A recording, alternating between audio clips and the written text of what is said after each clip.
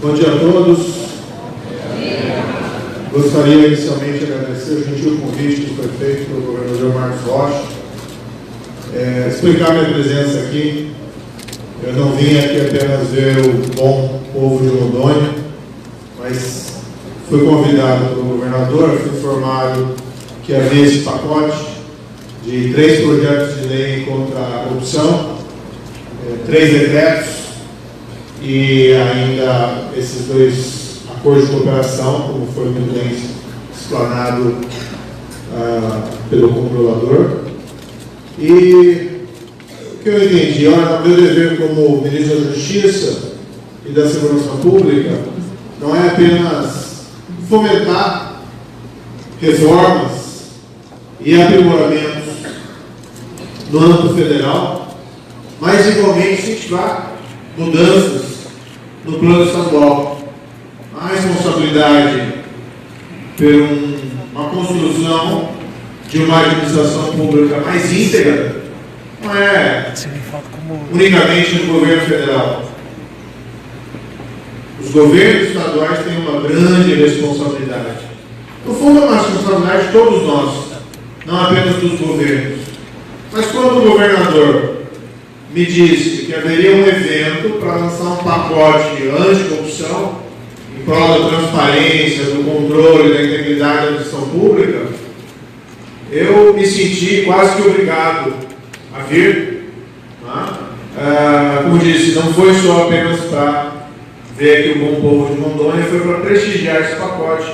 Acho extremamente importante que os governos estaduais tomem esse tipo de iniciativa. E louvo aqui o governador, com toda a franqueza, pelas medidas que foram aqui tomadas. E, vou dizer assim, não é só a questão do valor intrínseco das medidas. Essas medidas, como elas, vamos dizer assim, aprimoram os mecanismos de controle, definem regras para conflito de interesse, fazem uma ponte com a sociedade civil através das academias, no que se refere ao controle da corrupção e aprimoramento da integridade. Não é só o valor intrínseco delas, mas também mostrar que os governantes estão sensíveis ao resultado das eleições do ano de 2018. Estão sensíveis àquele movimento, àquela intenção e desejo e ansiedade das pessoas que nós tenhamos aí uma democracia mais sólida, porque mais íntegra.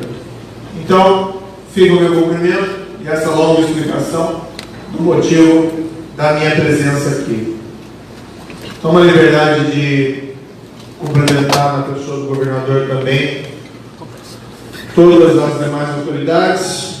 Um cumprimento especial ao superintendente da Polícia Federal, o delegado Rodrigo Penin, que escolheu aqui com tanta generosidade. E a Polícia Federal faz um trabalho excelente, juntamente com demais órgãos federais, é um representante do Ministério da Justiça e da Segurança Pública aqui do Estado.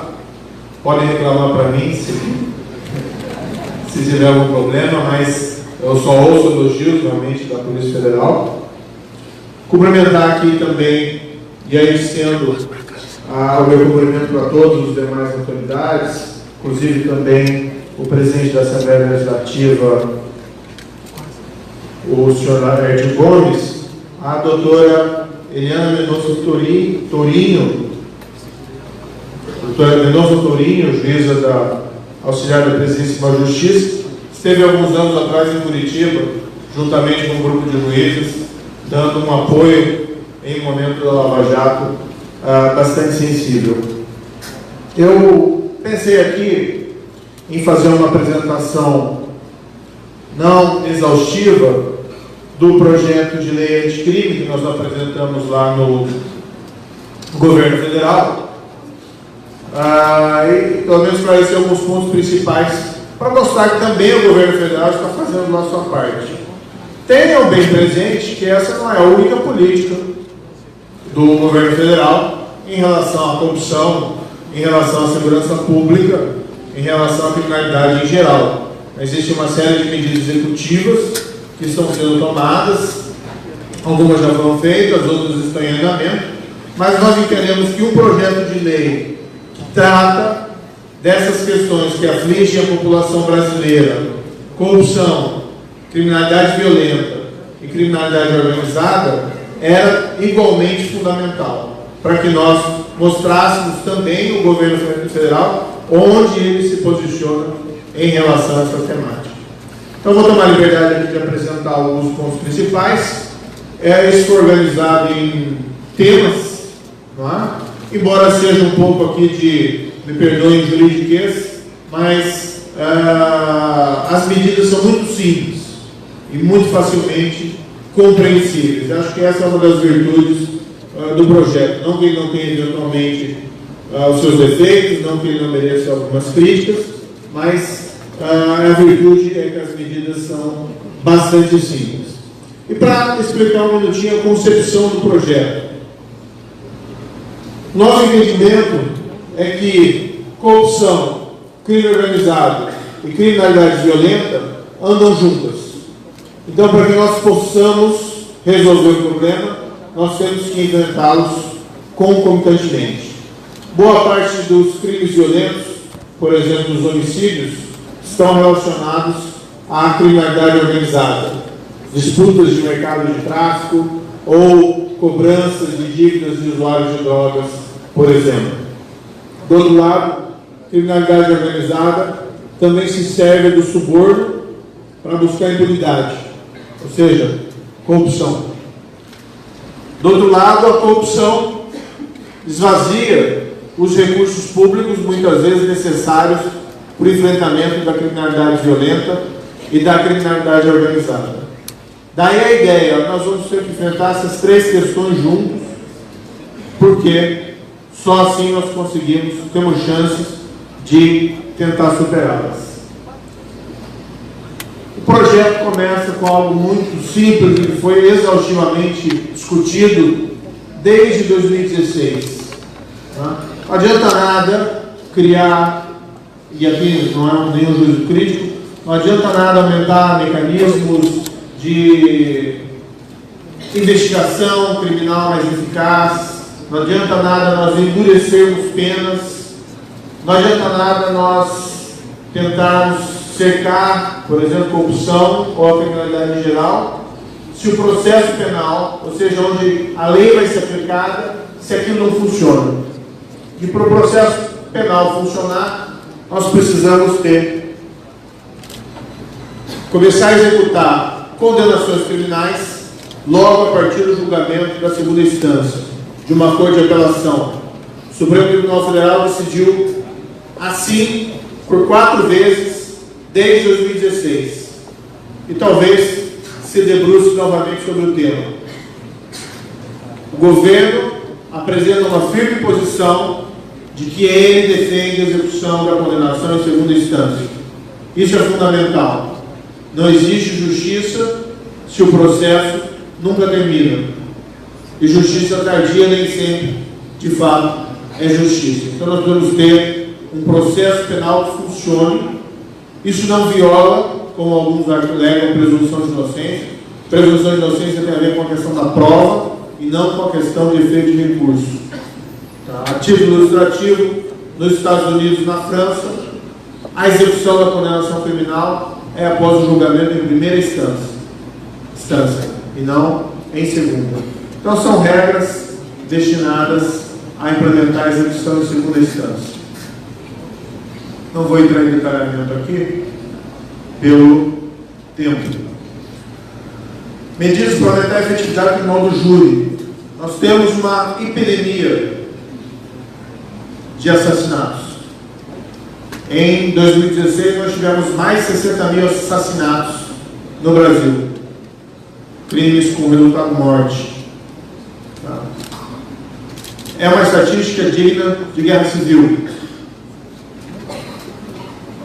O que nós estamos propondo, isso baseados em precedentes do Supremo Tribunal Federal, é que as condenações do Tribunal do Júri, e o Tribunal do Júri só julga no Brasil crimes intencionais contra a vida, por exemplo, homicídio ou feminicídio, que a execução se dê, agora não na segunda instância, mas a partir da sentença condenatória do Tribunal do Júri. Nós criamos o Tribunal do Júri, nós afirmamos que os vereditos são soberanos, mas na prática nós tiramos a eficácia do julgamento do Tribunal do Júri.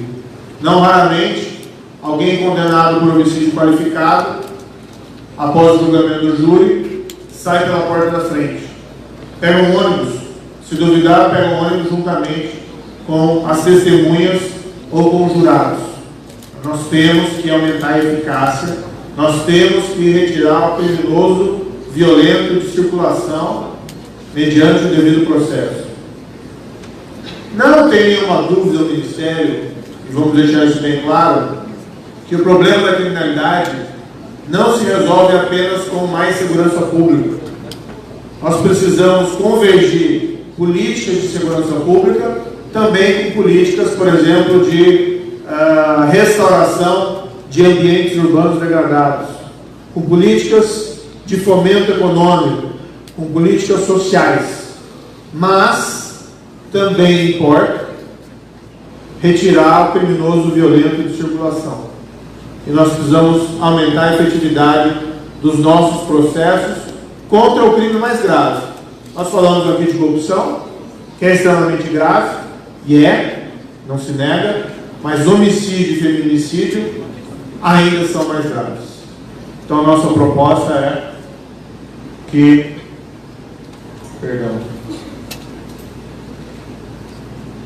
julgamentos do Tribunal do Júri não durem mais 10, 20 anos, como é praxe no Brasil, mas possam ser finalizados em um tempo razoável.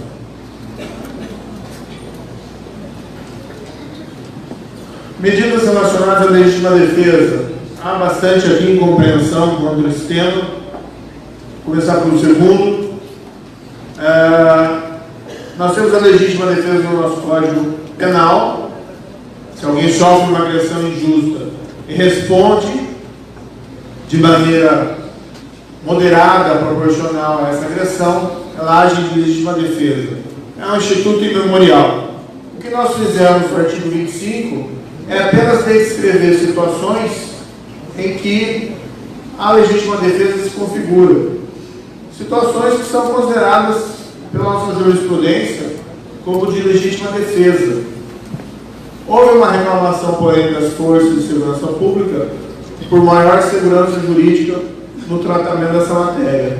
E aí nós colocamos no artigo 25, por exemplo, o agente policial de segurança pública que previne agressão ou risco de agressão à vítima mantida refém durante a prática de crimes.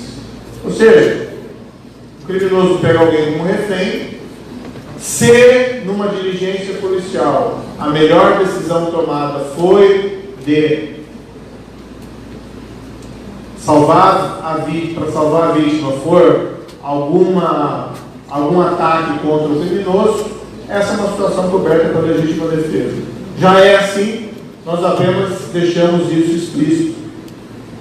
O primeiro ponto é a questão do excesso.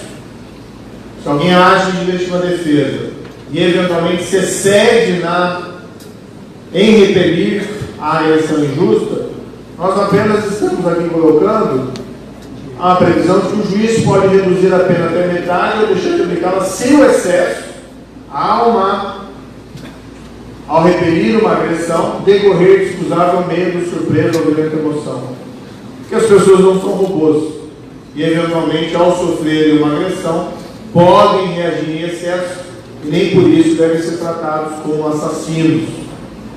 Tá? Mas veja, isso vai ser aplicado por um juiz independente, imparcial, num processo público, e ele que vai avaliar se houve uma situação de excusável medo, surpresa ou violenta emoção. Alguns têm criticado isso, dizendo que isso é uma espécie de licença para matar. Sinceramente, não vejo como. Nem é um ponto central do projeto, mas ainda assim são medidas que podem ser racionalmente sustentáveis e não significam qualquer carta branca para uma atuação excessiva de quem quer que seja quanto mais nos nossos policiais, dos quais se esperam treinamento e moderação.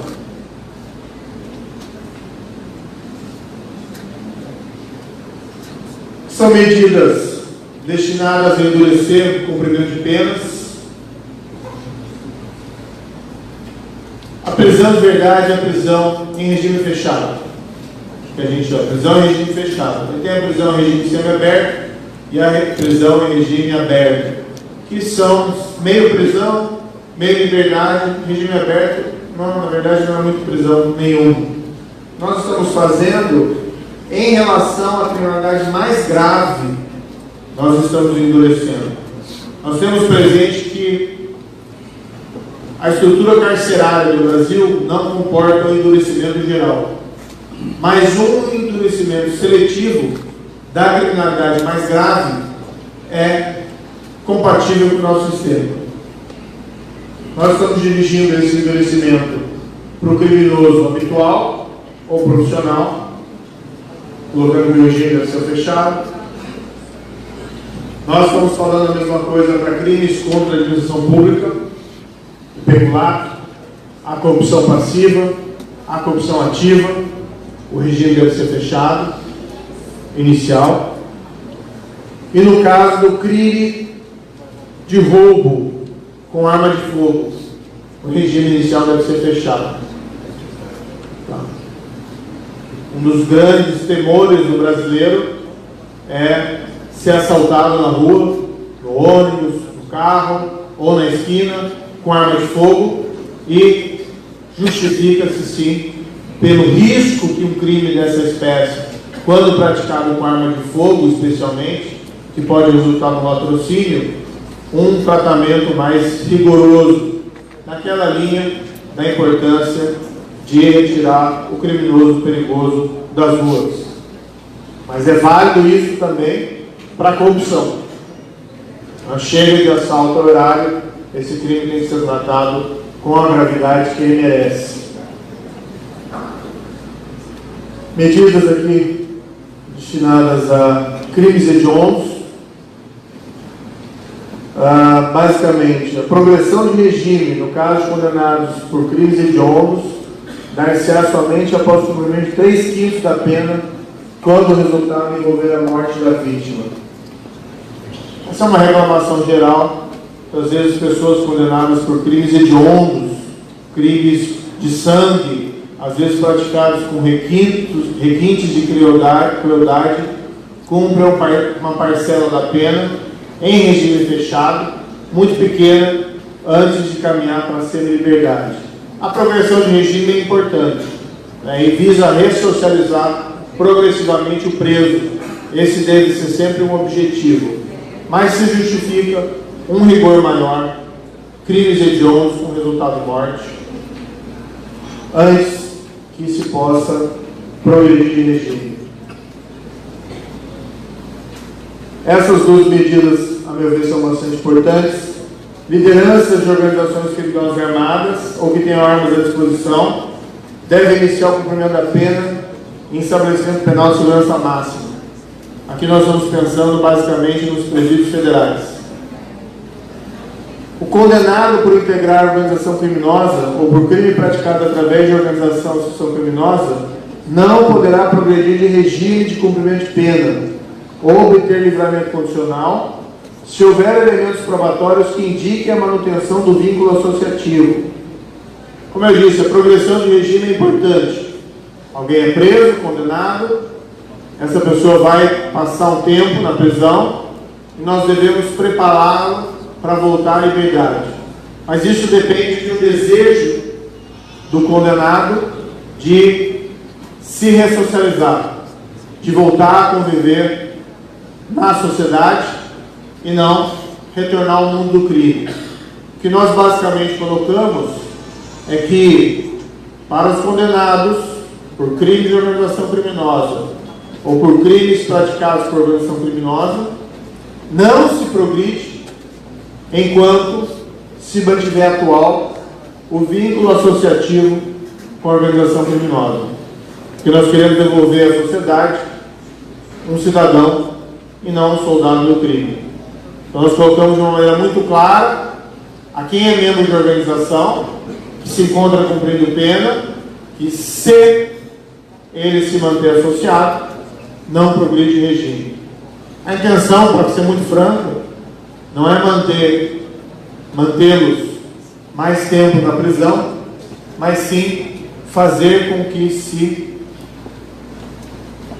não permaneçam associados.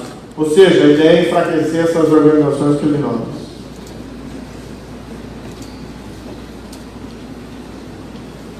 Nós temos um crime de organização criminosa, nós sabemos, conhecemos várias das nossas organizações criminosas, nós optamos por nominá-las, algumas delas. Isso faz alguns professores de direito penal não dormirem bem, porque talvez não seja a melhor técnica legislativa, mas nós temos um bom exemplo a ser seguido, que é uma lei italiana que, ao descrever a máfia, nomina as organizações criminosas, mafiosas italianas, como a 'Ndrangheta e a Camorra. Então, o que nós fizemos foi descrever as nossas organizações criminosas mais perigosas. Se valham da violência ou da força de intimidação do vínculo associativo para adquirir, de modo direto ou indireto, o controle sobre a atividade criminal ou sobre a atividade econômica, tais como. E aí nós temos um rol de associações, as principais, inclusive milícias. Hoje li um artigo muito estranho, dizendo que o projeto era pró-milícia, pró-organização criminosa. Sinceramente, né? Nunca houve um projeto tão rigoroso em relação a organizações criminosas. E um projeto que nomina, inclusive, e reconhece que milícias são organizações criminosas. Então, como esse projeto pode ser pró-máfia ou pró-milícia, fica uma questão a ser respondida, talvez pelo autor do artigo.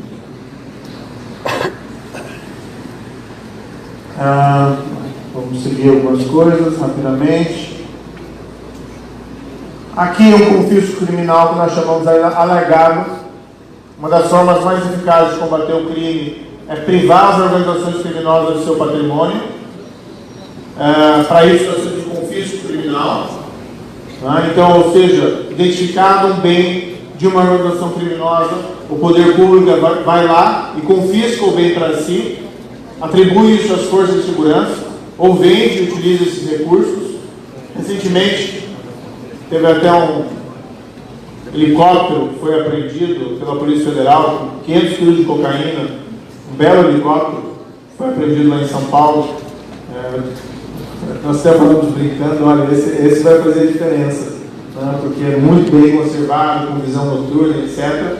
Ou seja, nós temos que tirar as organizações criminosas o patrimônio que elas têm, que elas utilizam para refinanciar suas atividades.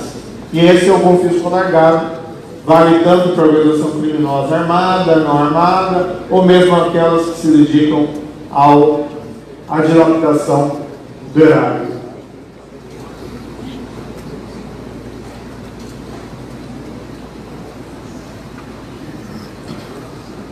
Aqui, novamente, é uma explanação rápida. Medidas para soluções negociadas dentro do processo penal.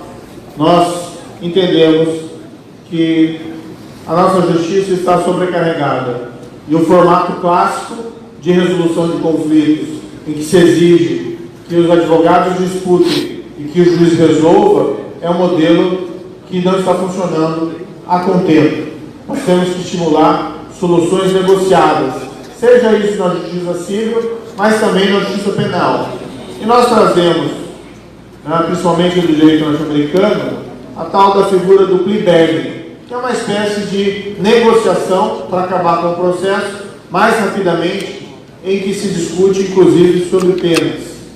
Tá? São duas disposições. Uma delas é um acordo de não persecução penal antes da denúncia para crimes de menor potencial ofensivo, que pode resultar uma negociação, por exemplo, de prestação de serviço ou de prestação pecuniária pelo investigado que assinar o acordo. E o outro instituto, que vale para todo crime, não importa se menor potencial ofensivo ou não, em que pode negociar, inclusive, pena privativa de liberdade. Tá? Nos Estados Unidos, 90% dos casos criminais acabam com uma espécie de negociação. Devem ter vários juízes aqui na plateia, né? Eu imagino paraíso para o juiz se 90% dos seus casos, mas pode ser até menos, 50% dos casos, pudesse acabar com uma espécie de negociação, sem a necessidade de um processo longo, cansativo e custoso.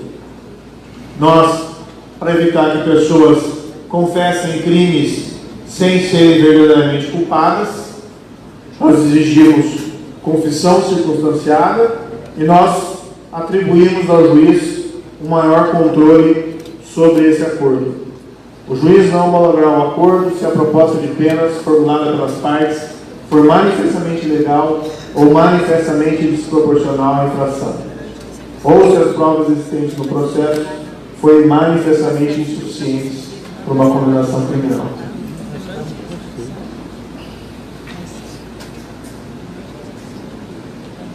Videoconferência, audiência por videoconferência. Nós temos que ampliar. Eu não sei quanto foi gasto em Rondônia, mas os dados oficiais, eu até tenho, mas esqueci de trazê-los.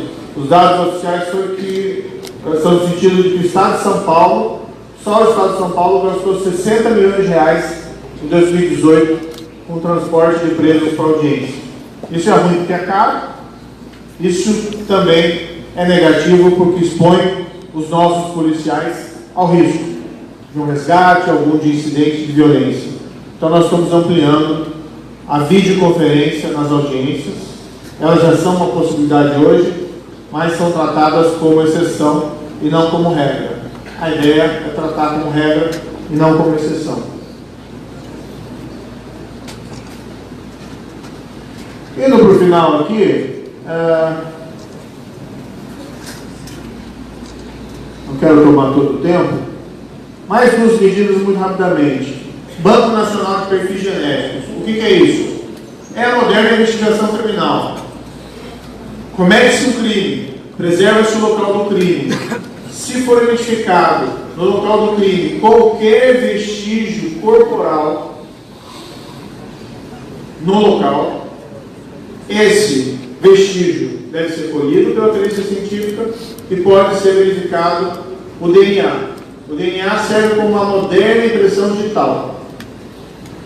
Essa moderna impressão digital é cruzada com os registros de perfis genéticos existentes no Banco Nacional. Nós já temos um Banco Nacional de Perfis Genéticos criado por uma lei de 2013, mas por questões complexas não foi dado, vamos dizer assim, andamento a essa política pública, a fortalecimento desse banco, e nós temos hoje cerca de 30 mil perfis genéticos apenas no nosso banco. Estados Unidos e Reino Unido, para ficar em dois exemplos, tem 12 milhões e 6 milhões, respectivamente. Adivinhem quais países têm maior taxa de redução de crimes? Brasil, Estados Unidos ou Reino Unido? Bem, entre Estados Unidos e Reino Unido eu confesso que não sei, mas Brasil está por último nesses três. O que nós fazemos? Nós estabelecemos que toda pessoa que for condenada por um crime deve ter extraído o seu perfil genético. Não se assustem, é só passar um cotonete na boca e levar ao laboratório. E isso serve só como uma impressão digital. Isso não é aí para fins de pesquisa ou qualquer coisa da espécie. Para finalizar, isso apenas aqui colocando alguns exemplos, eu tenho ouvido muita crítica de que um projeto é só endurecimento. Não é só endurecimento. Embora nós acreditemos que endurecimento seletivo para criminalidade grave, violenta, organizada ou contra a administração pública é realmente importante. Mas nós prevemos uma série de medidas de outra natureza, como coloquei ali, para aprimorar a investigação, para destravar o processo penal. E uma delas é extremamente importante, nós vemos muito isso em filmes, e ela tem um potencial muito claro em investigações contra organizações criminosas, que é a utilização de agentes policiais atuando disfarçados, ou agentes encobertos.